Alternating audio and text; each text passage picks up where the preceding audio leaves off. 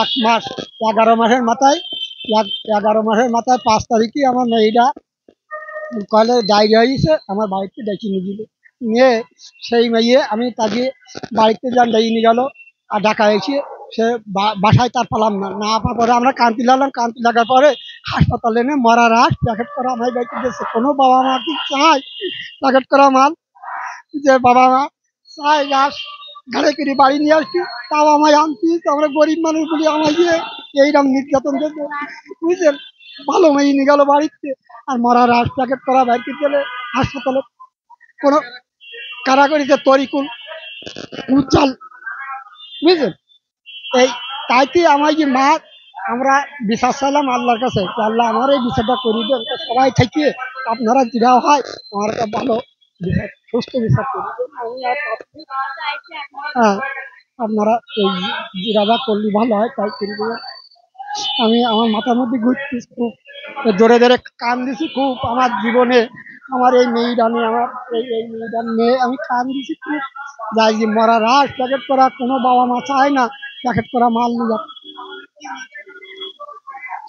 সেদিন ডায়রিয়া করে ডেকে নিয়ে গেছে আমার বাড়িতে, নিয়ে ওই ঢাকায় এসে দোতলায় এসে আমি সকালবেলায় আমার সেই সেই পিট অমনি নিয়ে আমার হাসপাতালে তোমার মরা রাস কিন্তু ডায়রিয়া করে নিয়ে গেছে, সত্যি কথা করি।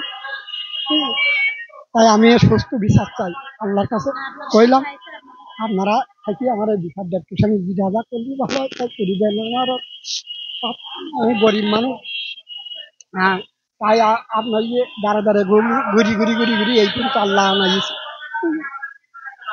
আমার মা বাবা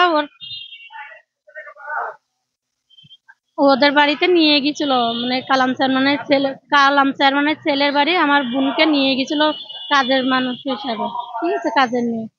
এবার ওখানে নিয়ে যাওয়ার পরে মানে 1 মাসের মতন নিয়ে যাওয়ার পরে বোনটাকে মেরে ফেলাইছে।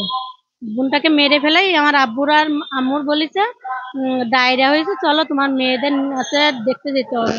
এবার ওখানে ওদের বাড়িতে নিয়ে গেল, ঢাকায় নিয়ে এসেছিল আব্বুর আর আম্মুর। আনার পরে তো এবার ঢাকায় নিয়ে আসার পরে ওখানে ওনাদের বাসায় পাইনি। তারপরে ওরা আব্বু আর আম্মু কান্না করছিল, কান্না করতে লাগলে এবার ওদের হাসপাতালে নিয়ে গেছে। নিয়ে যাওয়ার পরে হাসপাতালে প্যাকেট করে রেখেছে আমার বোনটাকে। প্যাকেট করে রাখার পরে আব্বু মা বলছে কি এটা, এটার ভিতরে কি? তা বলছে তোমার মেয়ে মারা গেছে।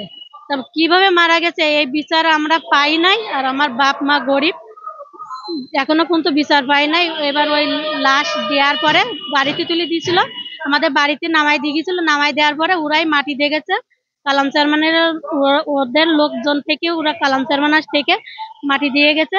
আমার মা বাবার কারো মুখ দেখতে দেয় না, কোনো গ্রামের মানুষের মুখ দেখতে দেয় না, আমি বোন আমাকেও মুখ দেখতে দেয় না, আমাদের মুখ দেখতে দেয় না। না দেওয়ার পরে ওরাই মাটি দিয়ে গেছে, ওরাই বিচার আর আমরা পাই নাই। আমরা অনেক চেষ্টা করেছিলাম তখন পাইনি। এখন এখন আপনাদের কাছে আইছি, এখন আপনারা আমাদের বিচারটা করে দেন সঠিকভাবে।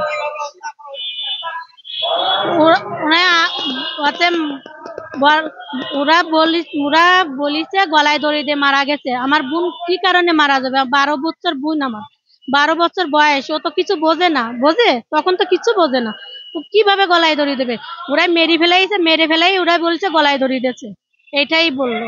কালাম সালমান বলেছে গলায় দড়ি দিয়ে মারা গেছে। এবার তাদের কি সাথে, এবার তাদের কোনো ভুল মানে দেখিছে, তার জন্য হয়তো ওনার ওয়াইফ মেরেছে, ঠিক আছে, উজ্জ্বল মেরেছে, আমরা তো বলতে পারবো না।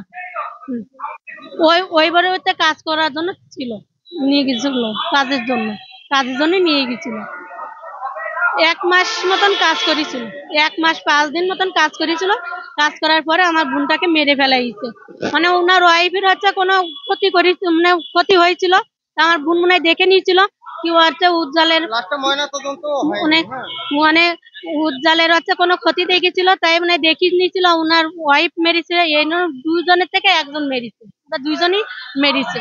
মারার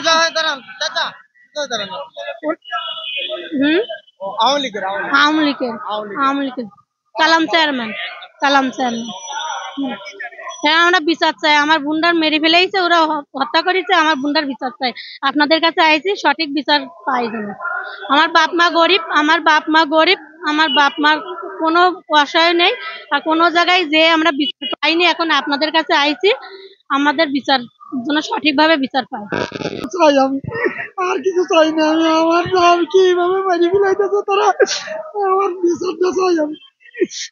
আল্লাহর কাছে চাইলাম, আল্লাহ আমার ক্ষতিপূরণ করে দিয়েছে। আল্লাহ আমার আপনারা থাকিয়ে আমার এই বিচারটা যাতে যা হয় আমার প্রয়োজনে, আপনারা থাকি। আল্লাহ